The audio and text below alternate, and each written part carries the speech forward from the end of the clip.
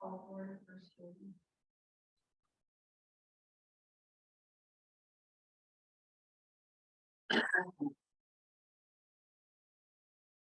Call to order the regular council meeting of the corporation of the township of Brunel, Lindop and Raglan this first day of March 2023 at 7:03 p.m.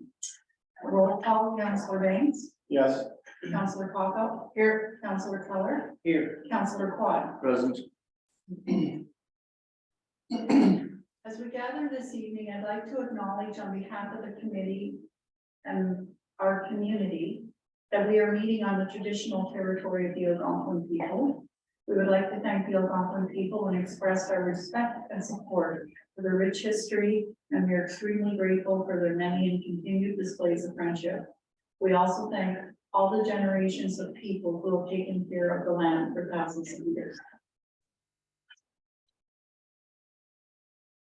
I have a resolution that the council of the corporation of the township of Brunel, Lindop and Raglan adopt the agenda as amended to include item 8.9 annual cannabis review letter, and 9.3 request from Alan Shute, and 9.4 case tractor report, and item 11.2 draft bylaw for reduced load limits. Can I get a mover on that? Okay. Moved by Councillor Quattlebaum, seconded by Councillor Quad. Any discussion? Yeah. Okay, I'll call for the vote. All those in favor? Yes. Those opposed? Motion carried. Is there any disclosure of pecuniary interest in anything on the agenda this evening? I have one for item 5. Okay. Anyone else? No. Here, disclosure of interest been recorded. Okay, delegations and presentations. We have Nelson Granite. Okay. Yeah, can everybody hear me there? How are you this evening? I'm well. I appreciate the opportunity to speak in front of the council, and thanks Tammy for helping set this up. So if everyone's okay, I'll share my screen. I have a bit of a PowerPoint presentation I can go over and tell you a little bit about Nelson Granite, columbariums, and why they may be of benefit to the township. Okay, that would be great. Thank you. Okay, so bear with me here.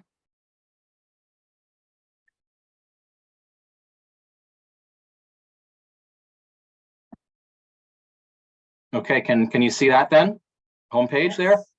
Yes. Okay, perfect. Well, I will get going here. I think you said about 10 minutes. I'm a sales rep, so I can talk forever. So we'll try to squeeze it in as much as I can. How about that? Sounds good. So we'll start, and then if we have some time, we'll maybe do some questions at the end. But okay, so Nelson Granite. My name's Kevin Young. I'm the rep for Ontario for Nelson Granite, and we're going to talk about columbariums today. So who we are as a company, we are the largest quarrier and manufacturer of memorial products in Canada and the third largest in North America. It's a family-run business, has been since 1909. The fourth and fifth generation of family members are currently leading the charge. We have customers across North America, and we are located in Vermilion Bay, Ontario, and we have been there since 1981. Where's Vermilion Bay? Well, it's up in the middle of nowhere. Some of you may be familiar with it, others not so much, but it's about a 20-hour drive. If you've ever gone west, out to Western Canada or Winnipeg, it's in between Kenora and Dryden. Vermilion Bay is the heart of the Northwestern Ontario, and right on the Canadian Shield there, that's where we quarry a lot of our granites. So what is a columbarium? That's the reason I'm here to talk about today. A columbarium, you can see in this picture, it's an above ground granite structure consisting of multiple niches or niches for the interment of cremated remains. So the niches or niches are compartments that will hold typically 2 standard urns. So a husband and wife, let's say, can purchase a niche. And they're often memorialized with bronze plaques, as you see in this picture. So that's a columbarium there. Our strengths, Nelson Granite, what do? Well, we make our units out of 100% granite. So there's no concrete, aluminum, plywood, materials we would call inferior. None of those are involved in the construction. We use granite on the Canadian Shield. That's been dated up to 2.9 billion years old.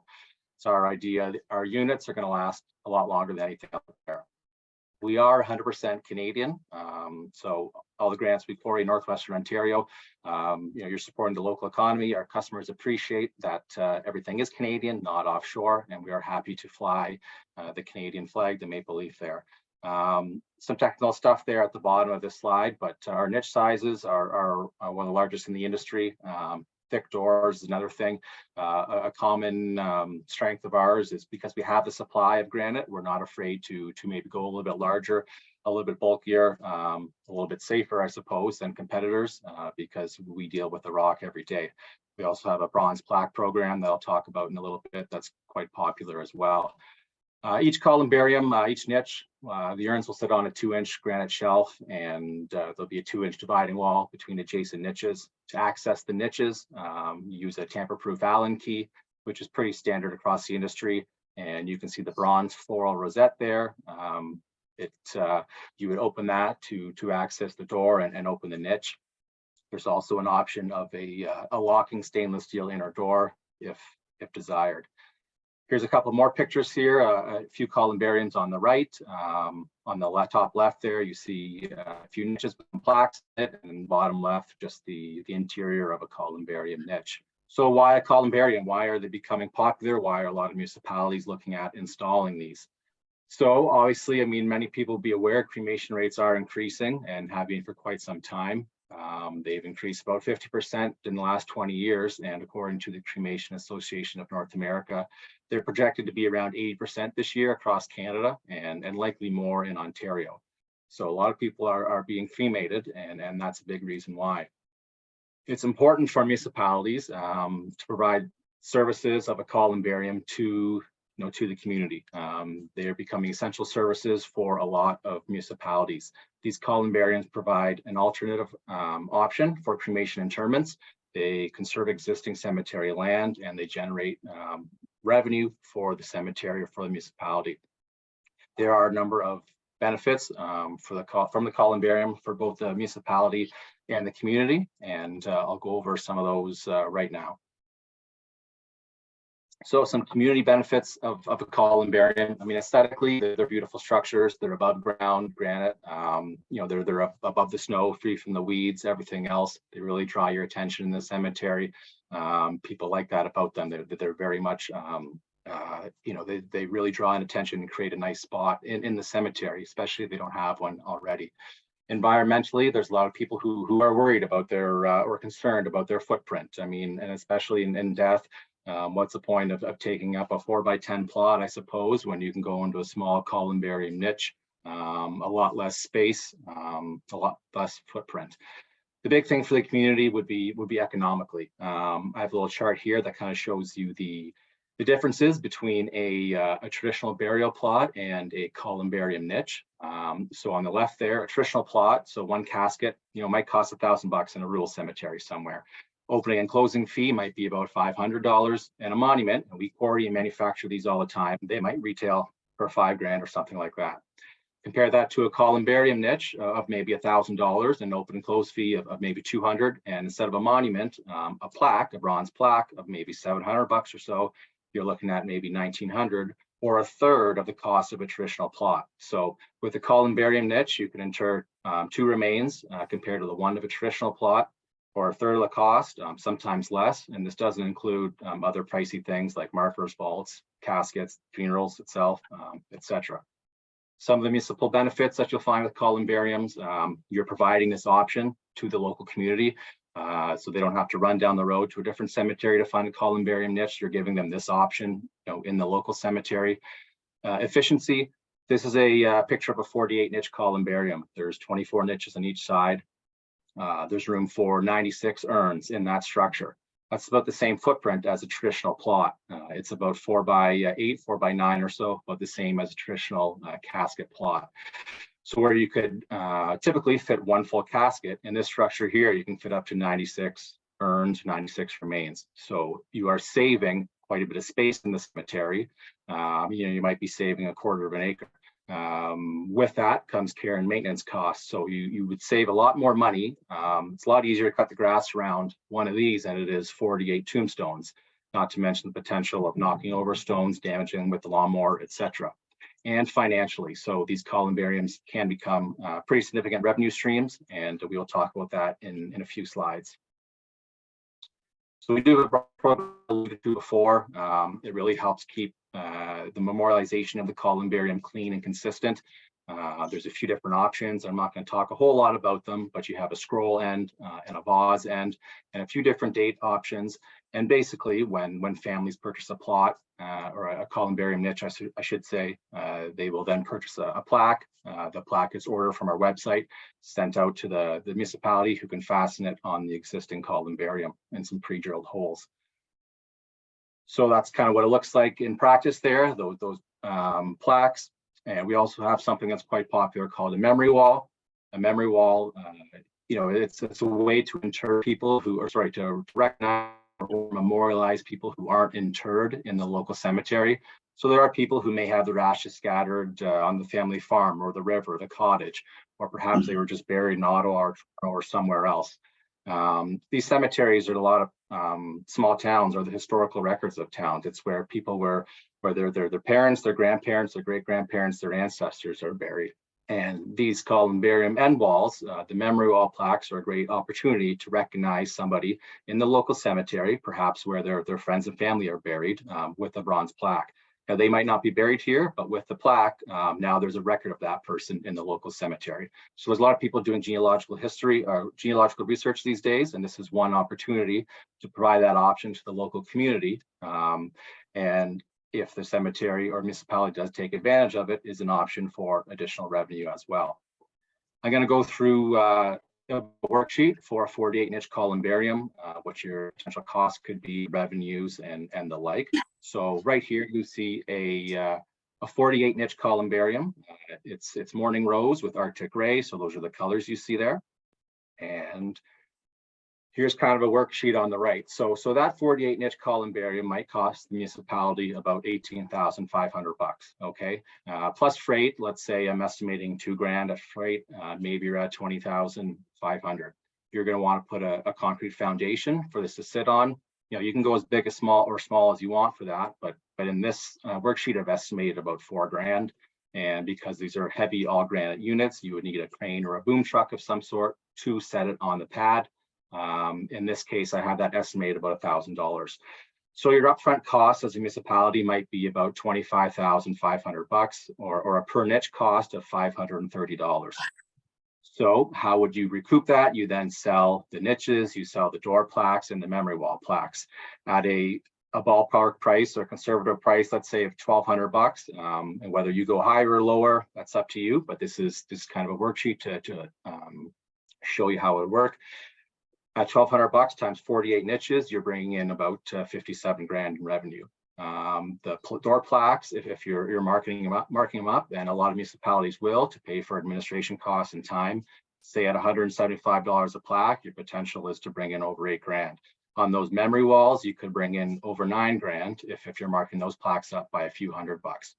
So you run through those potential revenue streams, and you could bring in about $75,000 on that 48-inch columbarium. Okay, you subtract your initial investment and you're left with about $50,000, or an ROI of about 200%. Okay, so these funds, as less and less people are choosing full casket burial and more are choosing cremation, these funds are being used to fund cemetery projects or care and maintenance expenses for the cemeteries as you go forward. That's a big thing to think about. So some considerations Tammy asked me to kind of bring up. There's a lot of stuff that can go into actually placing a columbarium, where you might want to do it, and it changes for everybody in all different cemeteries. But as far as location goes, ideally you have a place where people can access, via foot, as they walk into the cemetery and want to spend some time around the columbarium. Something for a truck or a boom truck to access, so the machinery that actually sets a columbarium. Ideally, there's a place for that, maybe a place to expand in the future. And with that, we have a wide range of different sizes. So sizes and price points that'll fit that space that you've selected. You can also consider landscaping, gardens, walkways, benches, and the like that can really help create a nice little area. And all these factors will kind of go into your final budget. Things like weight, colors, the crane cost, and how far away the crane has to reach, so on and so forth. So there's a few considerations on where you want to put it, and I can always help with that in the future if need be. So I'm almost done here. I'll just go through a few couple slides and then maybe some questions if you want. So just kind of recapping some key benefits of a columbarium from the community. The community has additional cremation option that they can select in the local cemetery. It's something sustainable that most people like. It's more economical for them compared to traditional forms of burial. And these things can really be a nice focal point for cemeteries. From the municipal side of things, you're adapting to current trends. You're providing that option for the local community, that service. You're conserving your land, you're reducing care and maintenance costs, and you're generating revenue that will be used to fund the cemetery for generations to come. There's, like I mentioned earlier, there's less and less full plot sales, and these sales from the columbariums are really being used to offset some of the other prices. A columbarium can really help make a cemetery more of a user fee-based model as opposed to taxpayer subsidized like a lot of them are. I've got a couple more slides on some different units we offer. So we have a 24 niche columbarium on the left, an 84 on the right, so all different sizes. Here you see an 80 niche on the left and a 72 on the right. Different colors that we offer, and here's a typical columbarium garden. So we have 232 niche units, some benches, some concrete and whatnot, and it's a pretty common starting point. And this was what it can look like if you have a bit more capital. Larger cemeteries, they really create this large cremation garden with niches for many years. So if you want information, I always like offering, if you go on our website, on the one ribbon under quarries, our operations, there's a nice little video there that shows what we do day to day. I do like showing it from time to time, but I know we're kind of running out of time. So if you have any interest, there's a neat little video of what we do day to day in the quarries on the website there. And that kind of brings me to the end of the presentation. So I don't know what I was there, maybe, let's see here, 13 or 14 minutes. Bit over time, but I motored through, and hopefully I answered some of the questions you had and made you aware of some of the things to consider when purchasing a columbarium and the benefits it can have to the municipality and the cemetery. So I appreciate the time, and if you have any questions while I'm here, feel free to chat. Feel free to reach out. Thank you very much. That was informative. Yeah. Does anyone on council have any questions? No, at this time. I just have one question. Do you have any single niches? Like you say you can put 2 urns in them, but can you get smaller ones that only hold 1? For the most part, sorry. So for the most part, all the niches are the same size, and whether it's one person or say a couple, typically they just get the same size of niche, and then you can fit 1 or 2 urns, as you like. So for the most part, all the niches are the same size, and they will accept 2 standard size urns. You'll see a lot where maybe there's only 1 urn in it, but they're all made the same, and the options there for both. Okay, I think we have to have some discussion yet on the location and what we would do, but thank you very much. Okay, I appreciate the opportunity. And if you do have any questions, Tammy, you have my phone number and my email. I'd be happy to help. And anything you might have going down the road. Okay. Thank you. Thank you. Thank you. All right. Thanks again.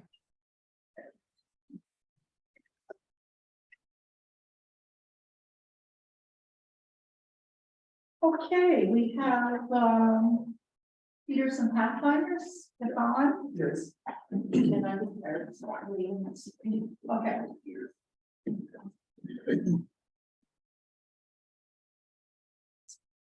Sit here.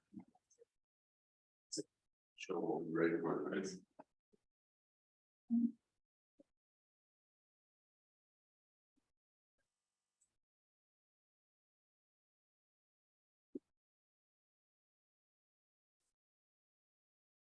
So this is our second presentation. Hi Yes. Valerie, congratulations on there Thank you. and councilors. I forgot your name. Kevin, thank you, Kevin. Stephen Woodlawn, President of Peterson Pathfinder Snowmobile Club. Mitch Deco is my landowner coordinator. Unfortunately, Nolan, our grooming coordinator, is out grooming this evening, so Nolan couldn't make it. So this presentation was made by Griffith Club because they've already started the process, bringing the trail towards Quadville, and that they already started this winter.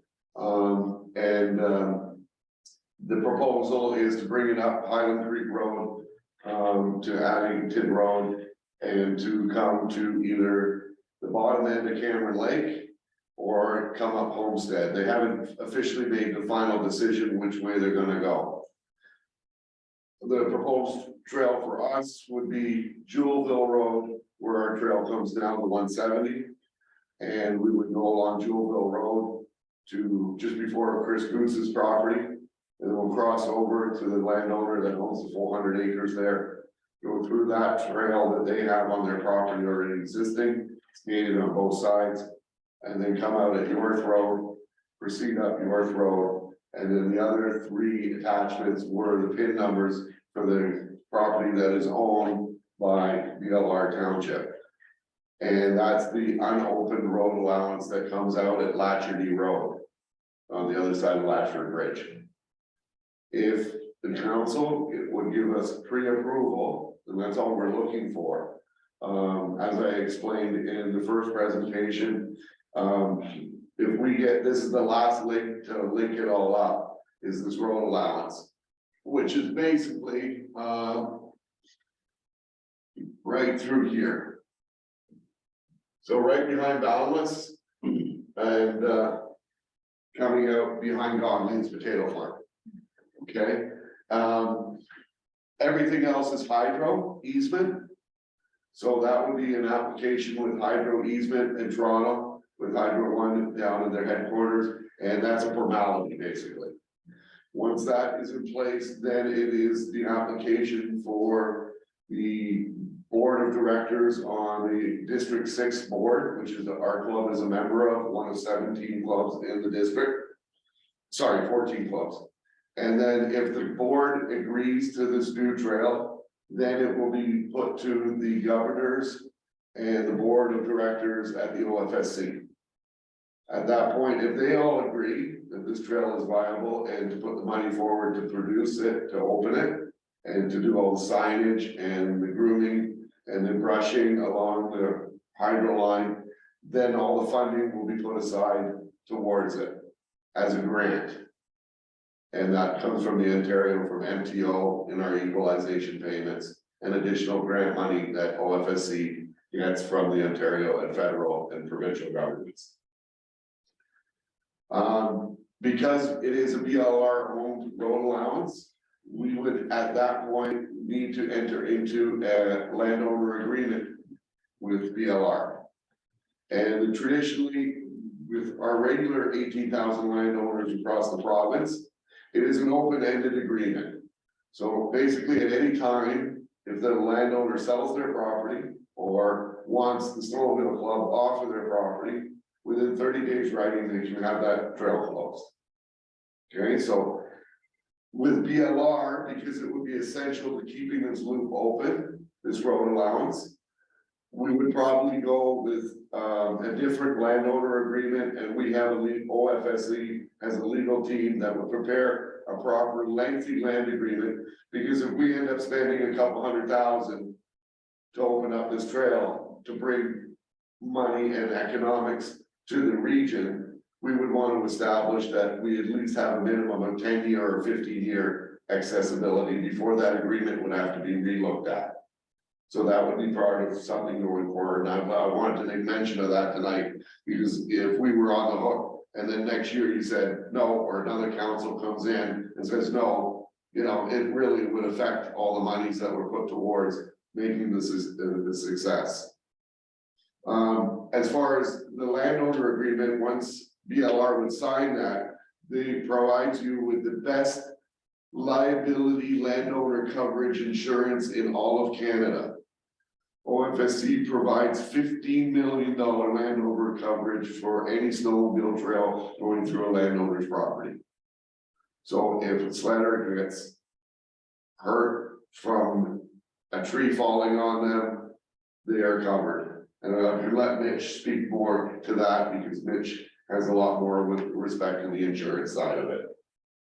Yeah, sure. So, just as a point of clarification, the liability coverage applies to snowmobiles only. So, if it's an ATV, standing on the trail or a pedestrian, then that will not be covered. So, it's just to be aware of that.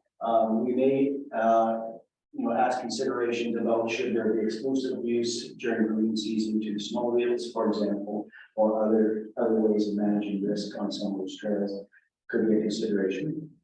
So if someone has a, say for instance, a side by side with the tracks on it, they wouldn't be covered. No, under OFSC guidelines, or rules, and OPP enforce trespassing, and that's how it's handled as a trespassing issue. If you were on the trail without a prescribed snowmobile from the period of December 1st to March 31st, you are subject to being charged with trespassing. And what we would provide is, because we don't want to incur the maintenance of this road other than fallen trees and so forth, I would prefer if council would stand with us and not allow ATV and side-by-side use during the summer months, which then we would gate it at both ends every year. The gates would open once we do our first grooming pass, and then they would be closed as of March 31st, and there would be no summer access. Because the side-by-sides and the ATVs destroy, they cause a lot of erosion problems, and it is a nightmare and a lot of cost to OFSC to get rail beds and everything regraded every year to make that bed smooth. So we don't have to wait to do, okay, so Opeongo Club grades, grooves the rail bed from Barry's Bay all the way to Whitney. They spent $48,000 on gravel fill last year to get it ready for this season and grading. ATVs have access to that all summer long. We have a very, now they can start grooming when it's only 6 inches of snow. Unfortunately, Peterson Pathfinders goes through the steepest hills and the most difficult terrain in the area here. And we cannot groom till we have a minimum of 18 to 20 inches of snow. The rocks are just, will kill our drag and our groomer, and we have then incur a lot of expenses and breakdowns. And we even ripped the track this year, and we just finished repairing it after a month. So that was an unforeseen cost. I just want to provide that as slight clarification. If memory serves, I think it's 60 days notice. So Okay, sorry. just yeah, so I think if you can see part of that map, part of what makes this attractive is this is a barren area in here, right? And this would create a kind of a loop that would create, a bit of a destination for snowmobiles. We're often looking for, this kind of a loop to move around. One of the things I was looking at OFSC talked about, what's in it for municipalities and kind of economic benefits, etc. And one of the things that I thought was noted, yeah, that is right. They said usually the only thing snowmobilers carry is their wallet because they just can't carry a lot of stuff. That means along their path they're looking for gas, and food, and lodging, and various other things to help them. And that's typically what municipalities see as one of the economic benefits. OFSC says it's about $1 billion industry in Ontario. The trail system is actually, they believe, the largest trail system in the world. 34,000 kilometers is actually more snowmobile trails than provincial roads. So when you start looking at that perspective, it's actually quite a major industry. 3.3 billion of revenue we bring to the province every year, and the cost of OFSC to groom those 30,000 trails and maintain the 183 clubs in the federation is 25 million. So we do a pretty good job with a little bit of money, and 6,000 volunteers, 18,000 landowners, and 300 groomer equipment in the fleet. So it is a big organization. And this, as Mitch said, this is, the goal was to create a whole new tourism loop. So traditionally now, if you are a sledder around here, the only way you can get to Bancroft is doing the E109 and doing the 106, and that gets you to the Bancroft. You can't come back home the other way on the E102 because you'd end up to Eganville, and then you gotta go to Pembroke, and then you gotta come back down to Barry's Bay and back to home. So now this alleviates or gives everybody from Dunby, Eganville, Renfrew, Empire, that loop to go up to Pembroke for a day run that way. And that's why the OFSC will get us the grant money to do this, is because it becomes a new tourism loop. And there, just like there is the RAP tour, which is called Around Algonquin Park, it's a 4-day trip. Yeah. This would become one of the local, not provincial, there's 33 provincial smaller tours that they call 1-day or 2-day tours. And this would probably fit into that category to go under another, 34 tour. Yeah, exactly. Pembroke, back here, Eganville. Yeah, like Carlton Place up the Pembroke is like a, usually the people I know, that's 2 days, Yeah. 1 day up, spend a night, come back. Yeah, exactly. So we're quite excited. Griffith restructured their whole, they managed to have a good AGM in the fall. The club was looking to fall apart. Individual by Sean has come on board as president. They've got an all new executive, good volunteer base now. They managed to clean up all of their trails. And they're very excited to proceed forward. Sean is diligently going after this. It's already being presented a motion at our last board meeting was put forward for them to start the trail. The board already agreed to it. So for us, we are looking for your pre-approval so that I can put a motion to the board and then start the ball rolling. Did you measure, sorry, how many kilometers of road allowance? Yes, from the end of North Road to Latcherty Road, it's roughly from the 3 other attachments after the presentation, it's about 3 kilometers. Valerie. Has somebody pre-started that? No, and what we do is if, once we get it pre-approved and I start getting the money, first things, Sheldon, will be a center line survey.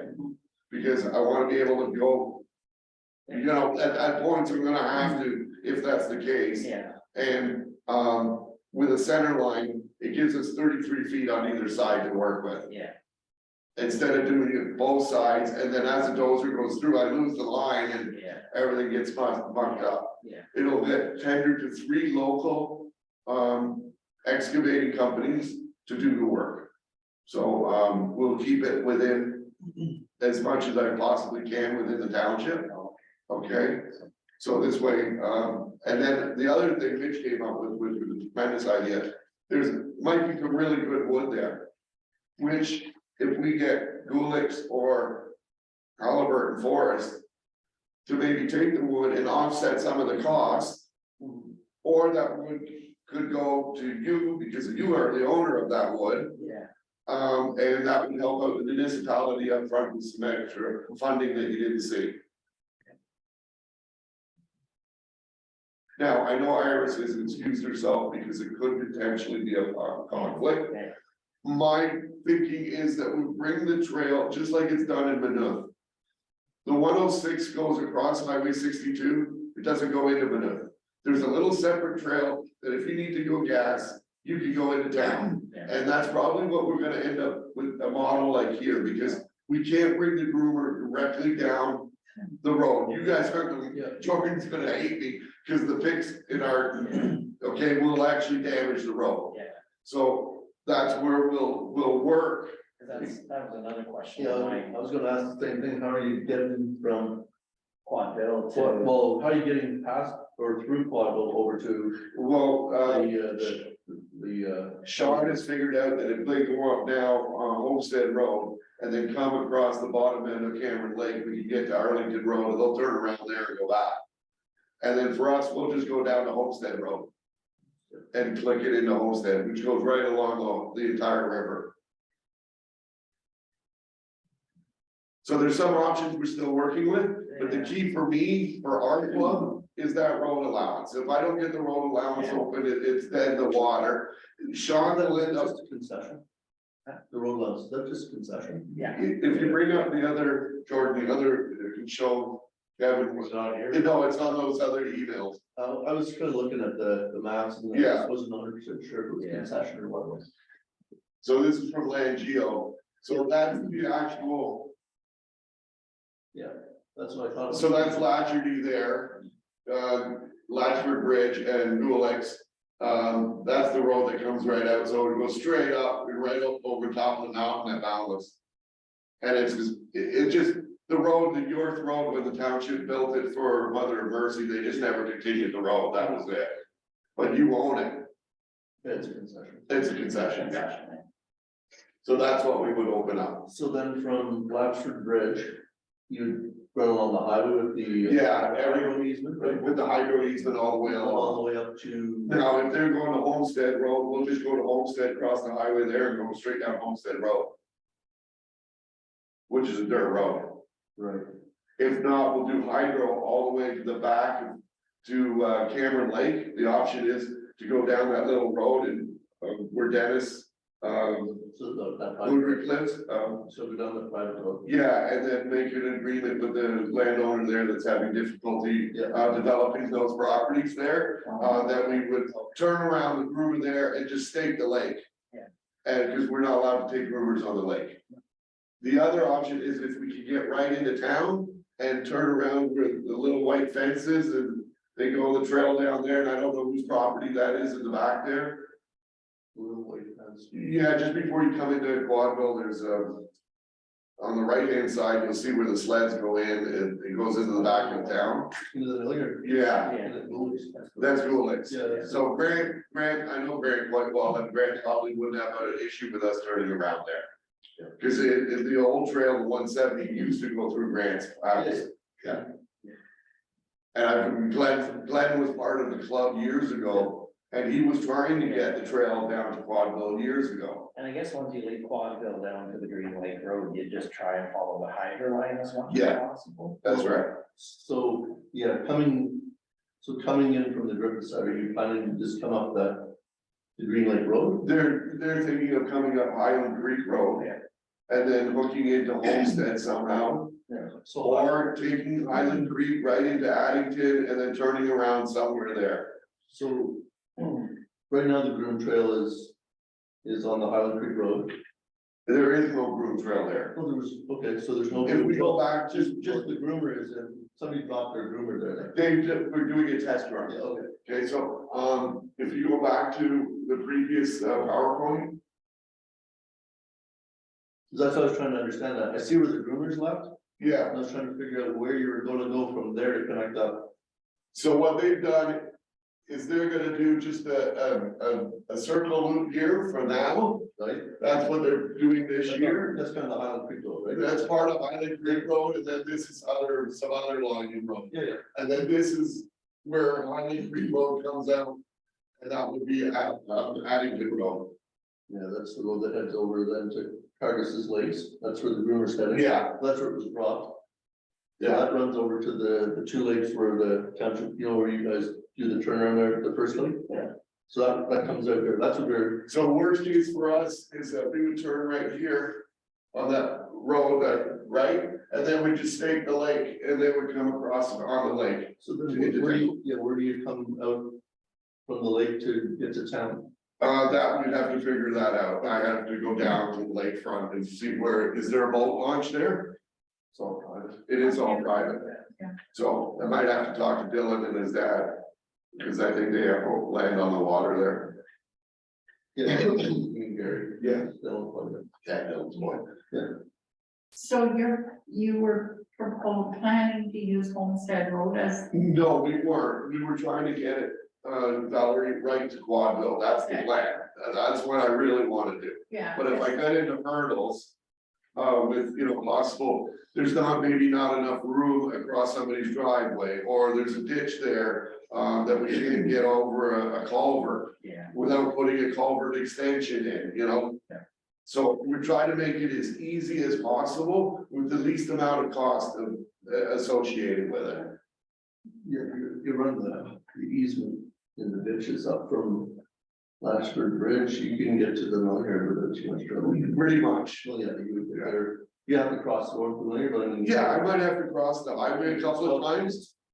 But Yeah, once or twice. Yeah. At the most, at the most, yeah, not bad. no, I I can see you getting there with these, I'm just trying to imagine coming in from the other side, how to get over there. I know the land well, I'm just trying to think how you're gonna get there. yeah, I'm not worrying about the south end as much, I'm letting Griffith deal with that, that's their problem, okay? I'm worried about I our, think that the intent is to make it work, and I'm thinking, Yeah. of your picture, having a one-way road with ski trail to Quadville. Yeah, you need to loop. yeah, the loop is the most important thing, absolutely. I mean, Kevin, I fully agree with you. one is much, No. but the other, I like the idea of the loop. Yeah. I'm just trying to join them up, how do you join them and I can see how you could run up the. Potentially, how does that work on the, which new trails today or trails on township roads like? So it depends on certain municipalities. Mitch has looked into that with our district.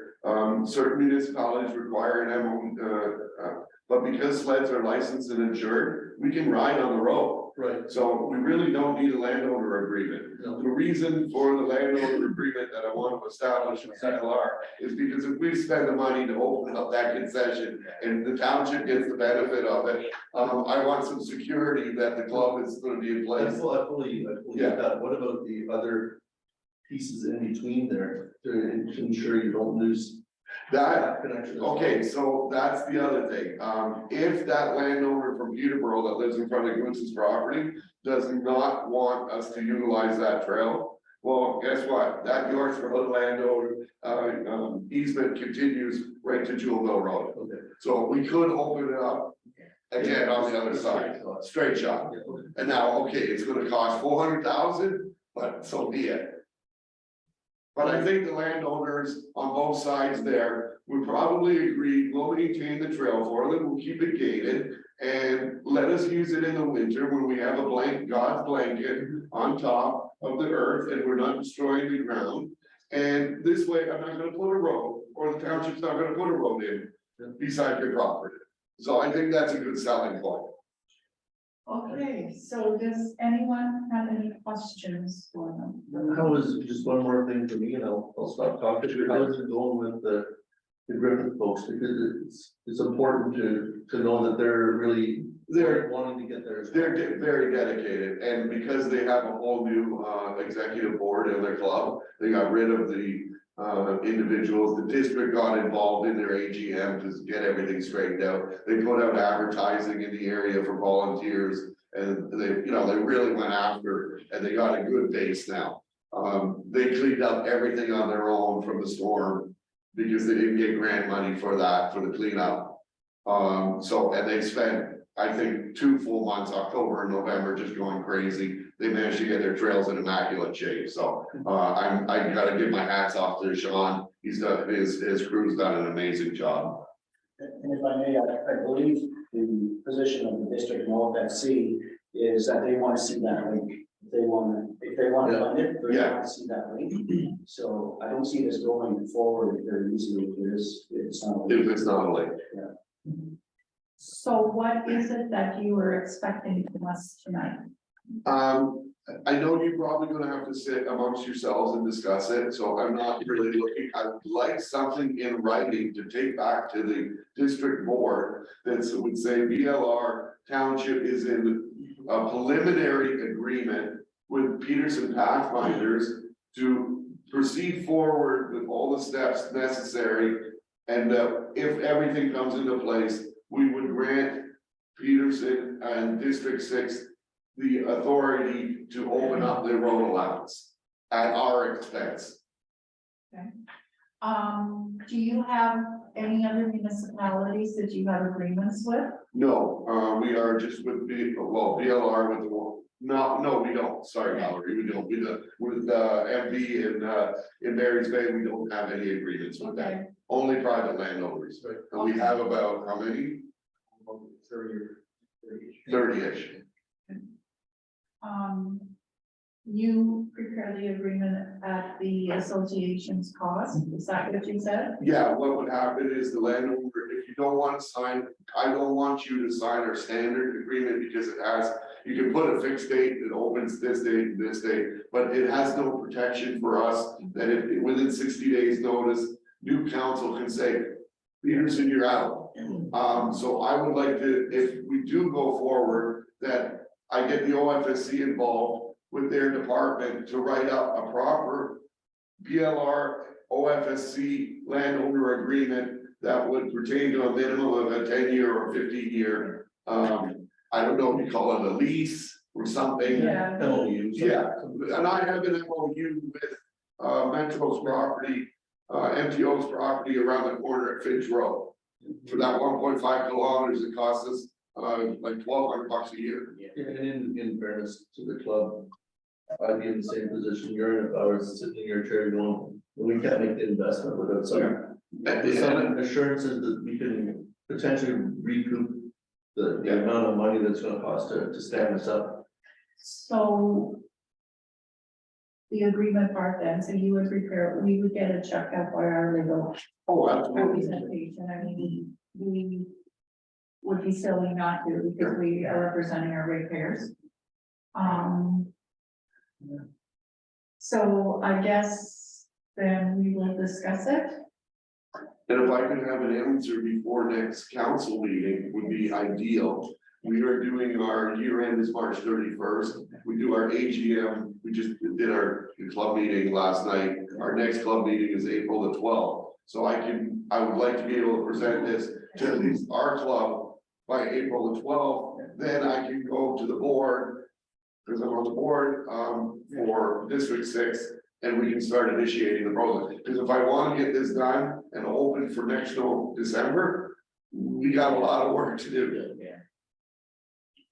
The MOU that you have today, would you see the agreement being a lot different than the MOU? Probably not. It would just be a clause adjustment most likely for the length of term. So you could kind of share, remove other people's names from the MOU that you have. Mitch could, And you could kind of share that with us to give us an idea. That might help speed things along. Thank you, our standard MOU.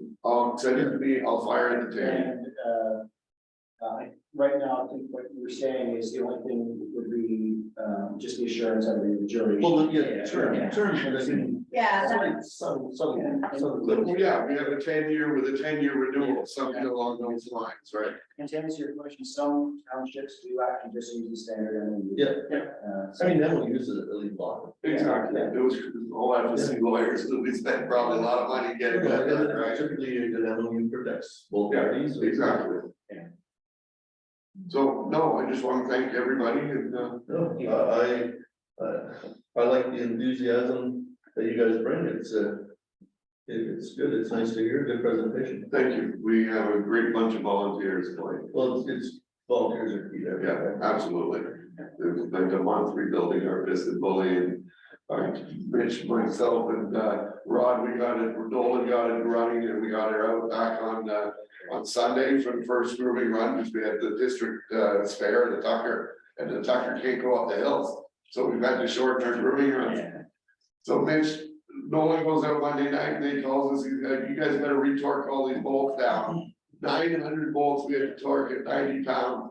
Mitch brought it, I did that on Monday morning. It's a labor of love. Yeah, absolutely, right. okay, well, we'll discuss it and Yeah, we will bring it back to you. and I'm sorry, Terry, Tammy, my outfit. The MOU by tomorrow morning, you know, That's good. Thank you for taking the time to listen. Yeah. yeah. Well, you were here earlier, but it was. In between councils, and I understand that, a lot of the council has remained the same, but Kevin is new, so I think it was prudent to do another presentation. And I don't mind at all, I think it's great, the more we talk about it, the more we get to understand it, each person's position is really good, it's just good dialogue. You guys came well prepared, so. Yeah, it's good. Yeah. Yeah, we can see your MOU and. We would like to bring a bunch of letters and some more money and revenue and taxes to to the area, so. And I would assume at some time the guys south of us will come visit you and Oh, yeah, we do club rides, we've done work two, on that connection. two club rides this That year, story as well, yeah. 30 to 40 people that have talked to club rides. Any idea, and I don't mean to drag it on, any idea when you think those guys will want to proceed further? They're already started. I know, I see they did the testimony, you said I saw where they. Yeah, they already got a board approval, so they're gonna start their signage and everything on that red loop. The orange loop, they won't connect that until they know I'm good to go. Yeah. And, And the only thing I see is that space between where they are right now, and I've been thinking about a few routes, and they're still trying to see what, thinking in my head, where's the best place for them to go Yeah. on Crown land or. it'll primarily be all ground and logging roads. We wanna stay away from landowners as much as possible. Yeah. It just, you know. Demographic, okay, so continuing, demographic is Slatters, the majority, okay. Interesting facts, 100,000 passes are sold a year, 80,000 of them are sold below Highway 7. The average sledder travels over 3 hours by trailer to come sledding, and they come here. We have the best, one of the best districts of sled trails in all of Ontario. The average demographic of slow sledders, the biggest population of sledders is from age 45 to 65. Why? They got the money. It's not a cheap man's sport. A brand new sled is $24,000. The new Skidoo 2024 MXZ just announced today, 850 two-stroke turbo is gonna be 27,000 less. No, people have disposable income that do that. Absolutely. They have disposable. And they go in groups. Oh, Typically, they're in groups of 6 to 8 to 10 people. So you're bringing, and like Mitch said, they ride with a wallet. Yeah, no, the ladies I know in the Crown place, yeah, you ride in a group of 6 or 7, and they go to loop up. And I think if I. Okay. Yeah, sorry, we won't be any longer. You got a lot of the chat. Good dialogue, thanks. Yeah, thank you very much. Appreciate the time.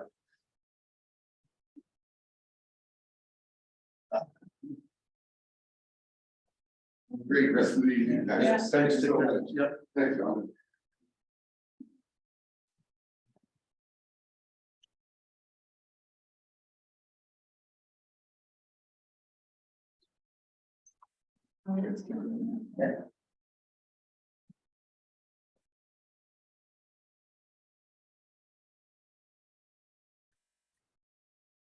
I guess coming up from Griffith, they could run the concession. And come out up at, there's a concession at the below the dock, and the next concession is up. At, where you go up to the field place, right? Okay. So, we will move on. We will discuss that later in the meeting on Interesting. the business.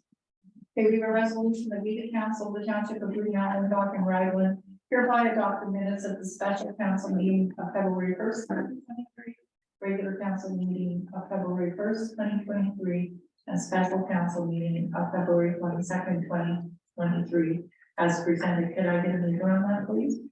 Councilor Banks, seconded by Councilor Quad. Any discussion? Okay, I'll call for the vote. All those in favor? Yeah.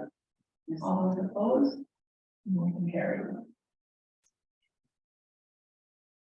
A resolution that we, the council of the corporation of the township of Brunel and Dock and Raglan hereby accept the correspondence as circulated. Could I get a number for that, please? Councilor Keller, seconded by Councilor Banks. Any discussion? Is there anything anybody would like to pull out to? I believe there is one letter here that they would like to have read at the meeting, and it's from the Okanagan Local Nordic Ski Club. Hello, folks. The organizing committee of this year's Okanagan Nordic Classic Lava would like to thank you for your contribution to this winter's event. The event was a resounding success, welcoming close to 70 participants from across Brantford County and beyond. As a result of your support, we were able to raise approximately $2,000. Proceeds go to such expenses as trail maintenance and our kids program. All of this leads to healthy lifestyle choices which benefits us all here in the Ottawa Valley. Thank you sincerely for your contribution. The organizing committee, Val Hinn Springer, Kristen Springer, Jacques Bourbeau, Peter Krucha, and Monica Farnack.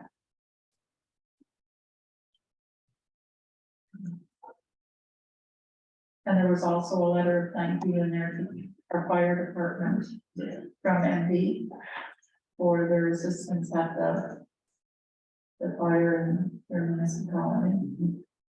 On what was one of the coldest nights of the year, I believe. The coldest nights I've ever fought there. So is there anything else anybody would like to hold over there?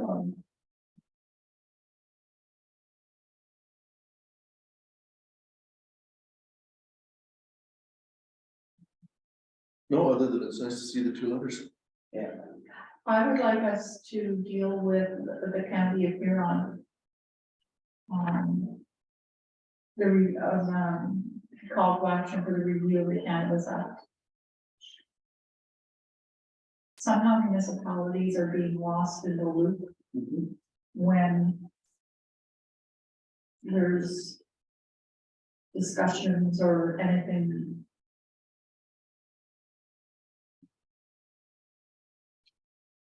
And I have circulated to you the letter that came from the warden, that was from Amo. Yeah.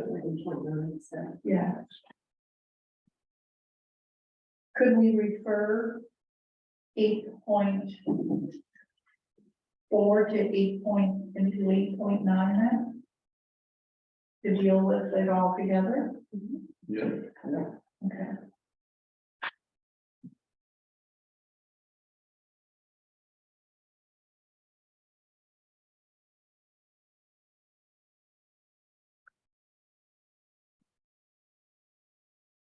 So you would like to support the Huron County resolution, is that what? I would like to see his report support that is.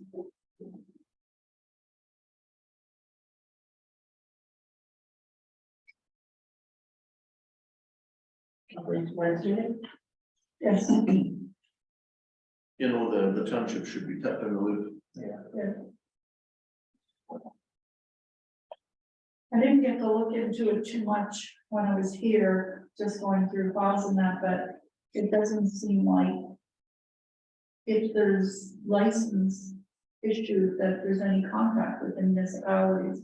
Now, I could be wrong, but I didn't see any where there was, I'm not sure if that's mandatory or not now. yeah, In the past, it seemed to be a gap where they It didn't did. tell anybody anything. yeah. Yeah. Somebody was issued a license, then they just show up. Yeah. Yeah, so I think, like, And then it becomes the enforcement of the license too. That's right. I know it's the law, but at the same time, it's the municipalities that constantly face the complaints. Well, yeah, the cost is incurred by the municipality. yeah. I don't think it's fair. I think a review this time would be pertinent. So. Okay, so, any further discussion on correspondence? Okay, I'll call for the vote. All those in favor? Yes. Those against? Carried.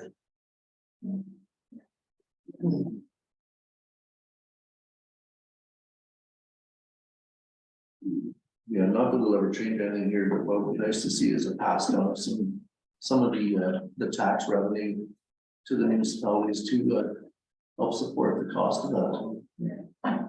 From whether it comes from federal or provincial, right? Okay, so we'll go to new business. Community and Wellbeing Plan 2022.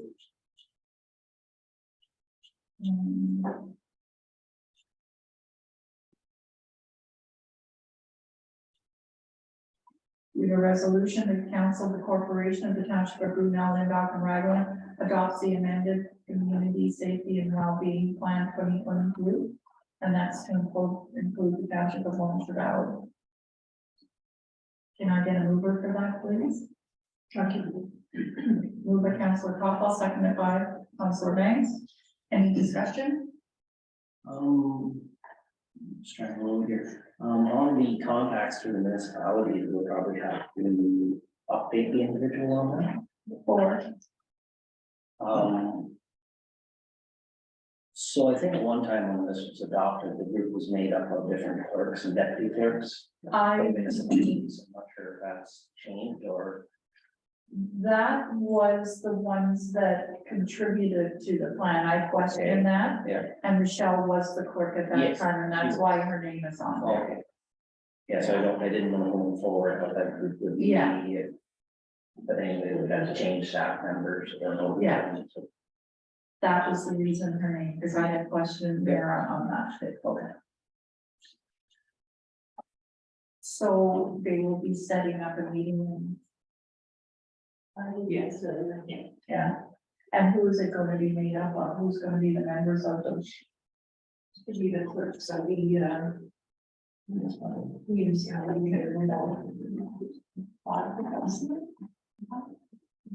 So did we vote on this? Any further discussion? Not at this time for me. Okay, I'll call for the vote. All those in favor? Yeah. Those against? Motion's carried. Okay, we have a shoreline road allowance draft survey. Or, yes. Any? And that the council corporation of the township of Brunel and Dr. Ragland hereby approve the draft survey as presented for the shoreline road allowance purchased by Mayor. Private. Can I get a mover for that, please? Councilor Keller, seconded by. Okay, Councilor Caulfield, any discussion? So it's just continuing the property lines. the draft survey, if I may, it reflects his original submission application. Okay, any further discussion? No. No. Okay, I'll call for the vote, all those in favor? Yes. Anyone against? Motion carried. Okay, we have a request from Alan Shu.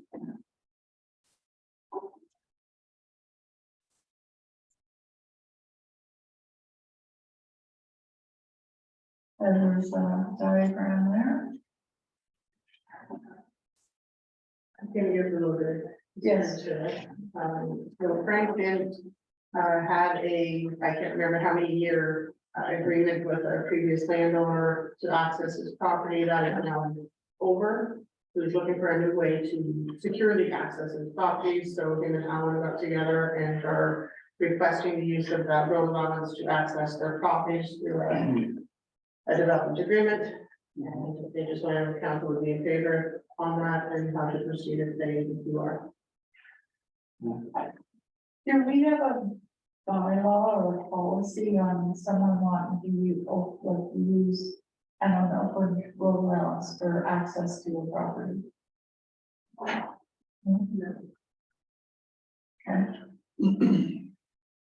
I guess you'd have to talk to Sheldon Markey then, because there would be a process. They would probably have to survey it. And then they would have to enter into an agreement and there'd be a process. So I think we probably have to refer it to our solicitor. I think their question is, and council be open to that before they get into those next. That's, the concessions are there for that reason, for people to access. Yeah. Right. So I don't have a problem with it, whatever measures they have to take to get it done. Yeah, I mean, they're asking just for use of it, right? Yeah. So all we just have to follow the right process to. Exactly. I think what you probably would want to do is talk to our solicitor and get from him a ballpark figure of what the cost would be, because I mean, they're gonna have to bear the cost of it. And then they have to figure out what a survey is gonna cost. Yes. So then the survey is just to make sure they're on concession. That's the Yeah, purpose. so that they know Just to- where it is. Yeah, just to stake it out, to make Yeah. sure that it's really the concession. Yeah. Yeah. And that they have a description of the lands they're actually using. Mhm. And then they would be responsible for building. And I think it gets posted too that, you know, it's not an open road around and all of that kind of stuff. Well, you're not closing the concession, you're just giving them Just access. give them access. But we're not opening it for public use. We're only giving those two people. Well, anybody can use it. Once it's built, once it's built, they can't stop. You can't single people, out, Yeah, right, just give them access to only two people. exactly. It's a No, concession. it's a Yeah. concession. Anyway, talk to Sheldon about it. I'd have a bit of a problem with it if that was gonna be the case, They if can't. it's just for two people. I don't have a problem with them using it, that's what concessions are for, Yeah. for sure, but you can't just say only these two people can use this little piece of a concession. That's right. I agree with Sheldon and Kevin. No, once they open it, once it's surveyed, and open and if they have the road on it, it's open to. Yeah. Yeah, I wouldn't think they have a problem. No, But I it's just, yeah. only people actually use that little piece is It's- them really, That's right. but it's just in the wording, to Yeah. make sure it's worded properly. So then our direction would be that they get in touch with our solicitor. And get them some ballpark figures of what it's gonna cost them. Well, actually, couldn't they just access it as long as they knew where the line was?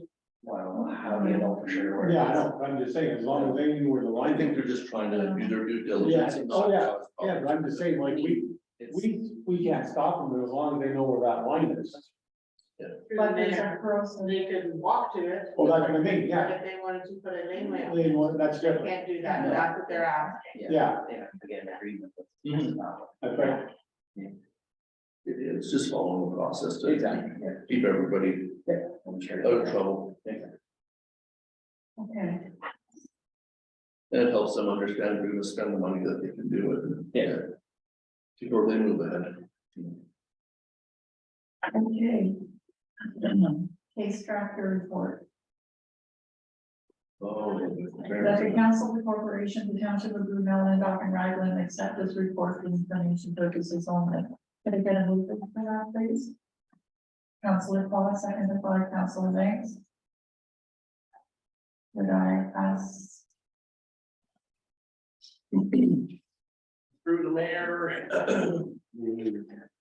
This will roll to come sooner or later. So on February 23rd, staff received notification from IPG. On behalf of our insurer, that due to the findings of the investigation into the alleged act of vandalism towards the 2016 case tractor.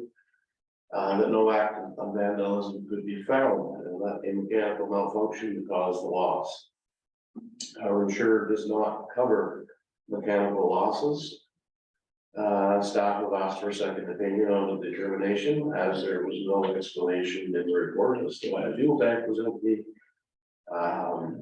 As well as the other acts of vandalism we were faced with during that very same time period. As well, the investigator based their determination on suspicion as the alleged malfunction engine component was not removed or tested. To diagnose, that's what exactly happened. So we did ask for a second opinion on that, there's been no response received today. Staff have budgeted accordingly with the assumption that this loss would be covered anyway.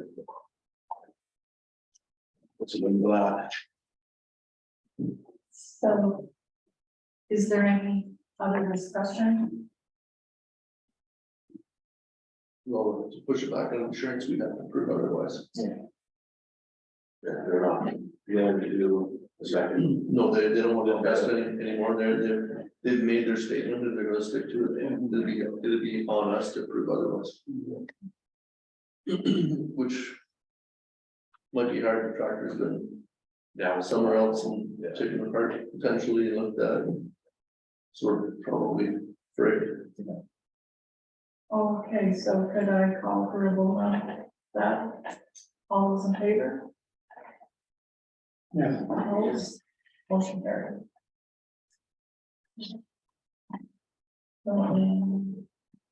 Financial report, so we don't have a financial report for Monday night for budget meeting for the year end.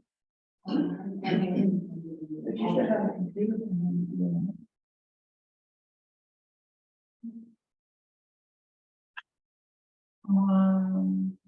bylaws. We had asked that we have the recreation bylaw brought back to us for this meeting, but it turns out our procedural bylaw that we had did not allow for the appointment of committees. The procedural bylaw we had was a product of Richard Law, and it was tested for legalities, and we weren't allowed to amend it without going back to them, which is kind of, you know, we don't want to have to be running back every time we want to do a little amendment. So I asked Tammy to bring a new draft procedural bylaw to us that would allow us to appoint committees. And when we get that approved, then we can go with the recreation committee. And if you looked at the draft, like it has all of the applications for applying for boards or whatever, so. The applications are on the procedure. Oh, okay. Oh, okay, so you don't have those, Not on. okay.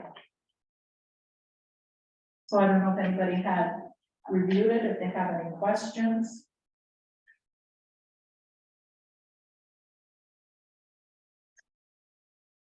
Well, it's like, what, 30 pages long. Do you think maybe it's something you should have a meeting and go through it? It is our procedural bylaw. That's your main bylaw. That's up to you. That I think we should go through page by page. Give us time to compare to the. Yes, yeah. the other one. Yep. I honestly think we should spend some time on it because Well, that's we my want to thought. have it right. No, I agree. I looked at it quickly and thought, it's 30 pages here. Yeah. Yeah. Well, I had Much went to do through with it, it. but I had it Yeah. before you guys had it, so. Did I get it on card? Yeah, I guess I did. I don't know. What it is. So why would you propose we do that? Well, is that when we have time on our next meeting? On Monday night? No. I think to go page by page is gonna take the night. Well, Monday night, we Which had, is that? we started at 5:30 anyways. No, but I mean, it would take a while. to Yeah, I do know. the 30 pages. It's still. That's why I say we couldn't do it on Monday night. No. No, because we're doing the county and Yeah. budget. Yep. And that's gonna take a while, so there's no way we're gonna get through this. Well, I'm off on Fridays, I don't wanna ruin my Fridays. But. I don't want to ruin your Fridays either.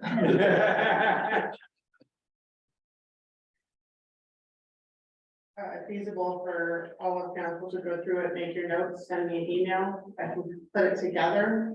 And then come in and talk about the issues that are arose. I had made some notes on mine.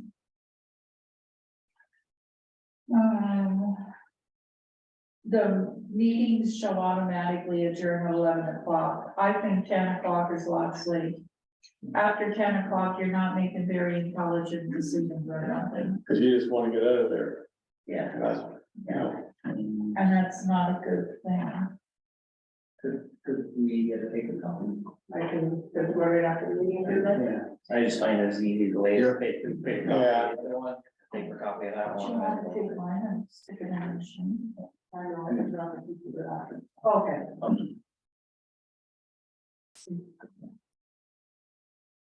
Okay, so we'll leave that then and decide what. So. Well, look at it for Monday and see, maybe we would have a little bit of time. Just if everybody had a chance to look at it and make your notes and maybe just, you know, if we had a half an hour maybe. Yeah, you may not find that many changes or. Yeah. Because really, when you start to read it, it's pretty self-explanatory. I kind of looked through it and that was.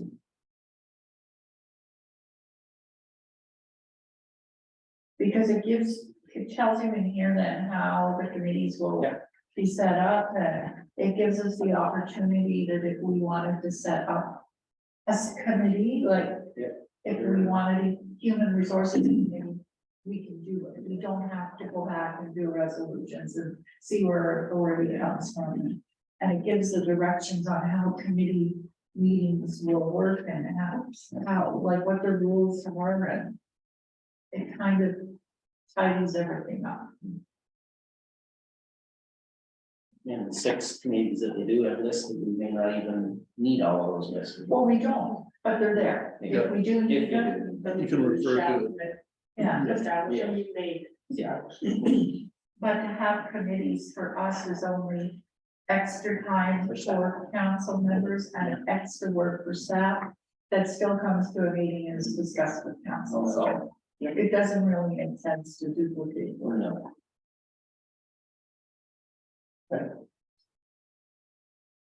Okay. Bylaw. For imposition. For reduce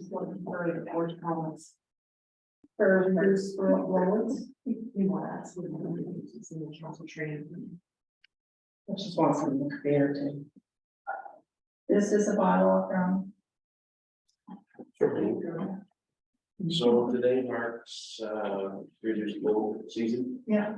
We did review, what bylaws we did have in place. And like many of the other ones, they need updated. Right now, we're set one for Wrangell and separate from Bruno and Doc. And this brings everything together, the updated legislation. It lays it in a lot better than the old ones. I'm not looking to pass it tonight.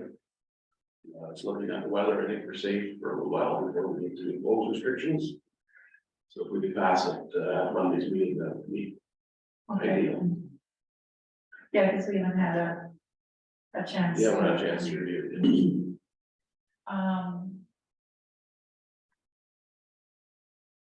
How would it be enforced? So MTO and OPP would enforce this, as the signs that we go up are regulatory signs. And they have the authority under the Highway Traffic Act to enforce them. Yeah, Okay, and I'm talking to some local truckers that was informed that, yeah, the OPP has done enforcing. Yeah. So Virginia, somewhere, does it show somewhere where we, all our bylaws? Haven't had? That you would receive? No, like it seems every time something comes up, we always have to update the bylaw. So What was that? somewhere, is there There's a a list of our repository. bylaws? the repository of all laws. Or those who want to do that listed basically for us at one meeting. Yeah, Those are just the ones, I reviewed all the bylaws from Good Notes and Dr. Dragons, so from 1999 when the contracts amalgamated, and I created that list of these are the ones that may even be more updated. There's more. So all the bylaws previous to that, so you've got your Raglan bylaws and you've got your Reno Lindau bylaws, I haven't reviewed those yet. So there's a lot of issues like this that do come up, that we need to amalgamate those together and create a solitary bylaw for it. And just for council's clarification, like Tammy said, it was a split.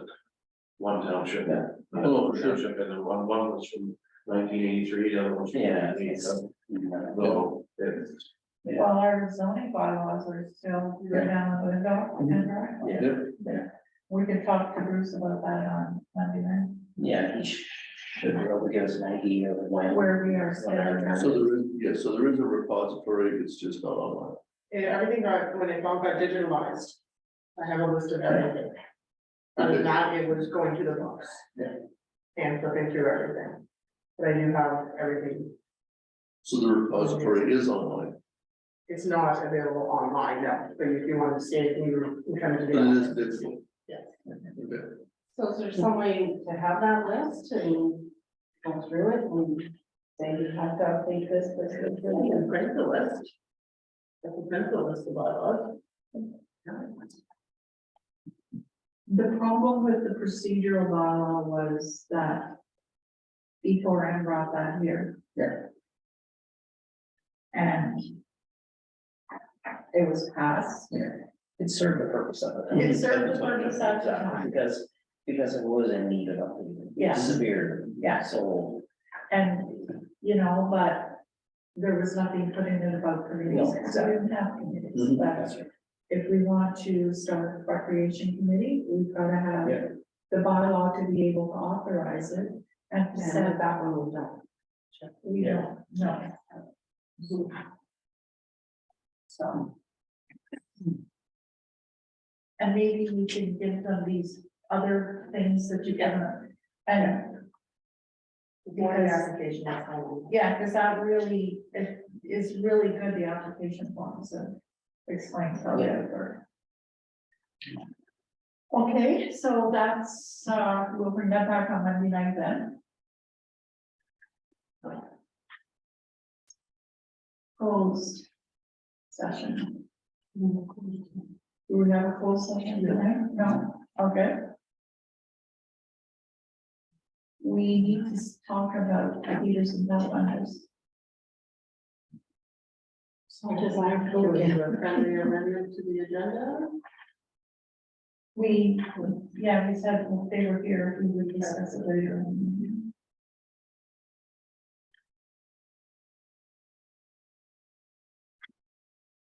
So no updates, so it's not closed. Session, so there's no updates on anything.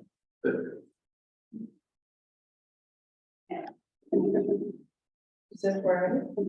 Yeah. We'll do that, and then we'll call you back in for the finish up, okay? All right.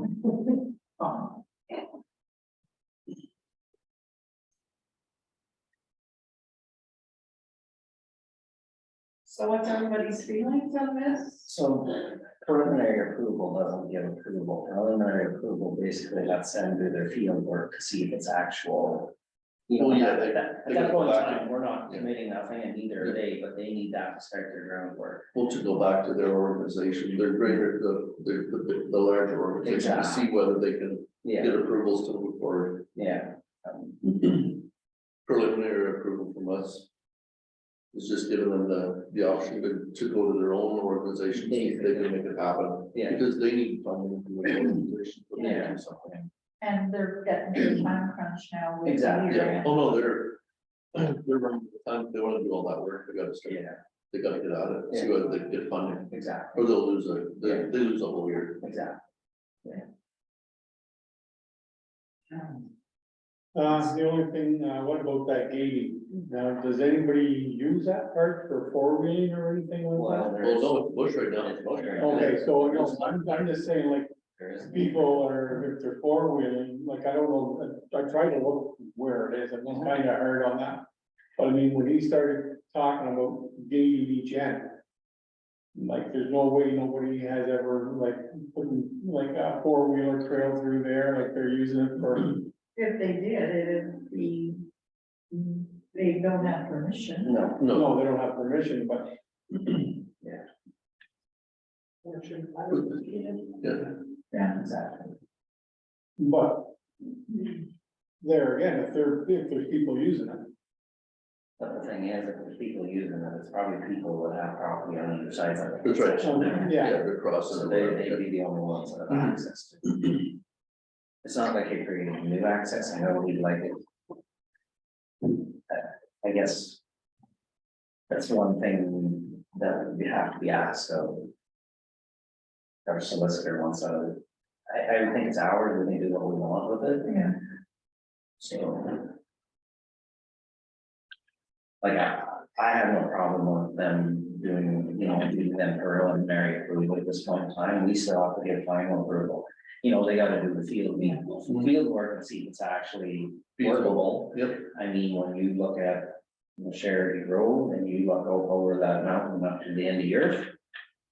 They could have some challenges. oh yeah, So there's a lot of work there, but at least this gives them.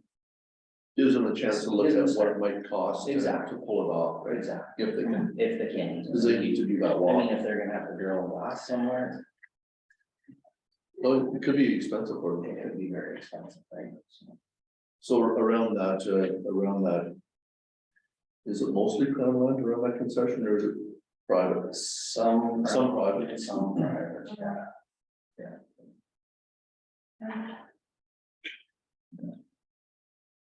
In regards to entering into a land use agreement for the use of the concession, I regard this thing. For OSSC chair.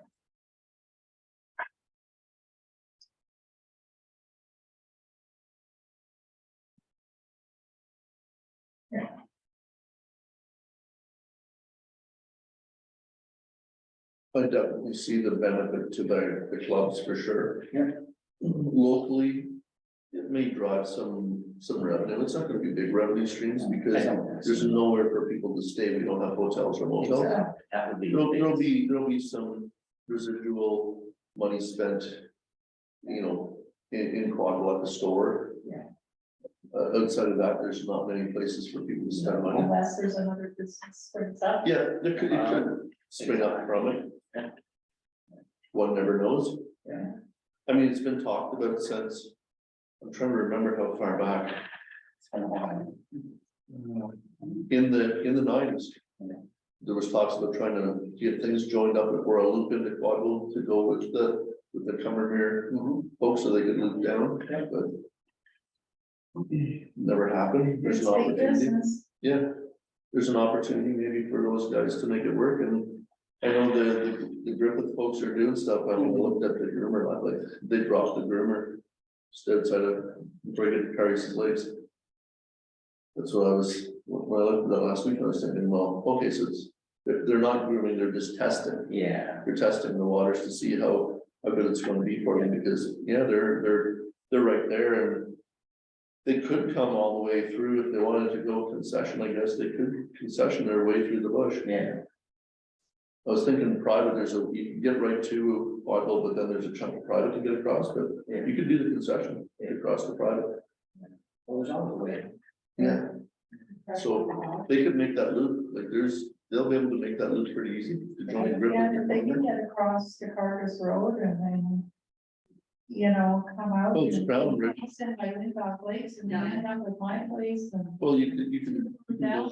you can go that way too, but if they're trying to just come up from where they are right down to Quadville, you just go through the Crown and jump the concession, follow the concession across private land, and away you go. And you're out to the road. Any other discussion on that matter? Is everybody comfortable with that? Good pre-approval for sure. I am. Preliminary. Yeah. Yeah. It's not final. No. Yeah, it shows our intent, So, yeah. but I mean, there's still a lot of There's things that not- have to be checked out. Yeah. I mean, they have already got it's not a smaller organization, it's a large organization. They've got legal, they've got MOUs in place, standard templates. I mean, no one's gonna, any lawyer's gonna look at it and go, yeah, everything's kind of mapped out and everything is good, and all you have to do is determine what your years you wanna throw in, and I get it. They're gonna have to invest a chunk of money. They need a few years to, yeah, and 15 years isn't a long ask. That's not reaching far at all, with an option, right, with option years to extend. Our motion reads that the council, the corporation, the township of Brunel and Dock and Raglan hereby give preliminary approval of the request made by Peterson Pathfinders in regards to entering into a land use agreement for use of the unopened concession for the UNSC trail system. Could I get a mover for that, please? Councillor Keller, seconded by Councillor Quad. Any further discussion? No. Call for the vote. All those in favor? Yeah. Opposed? Motion carried.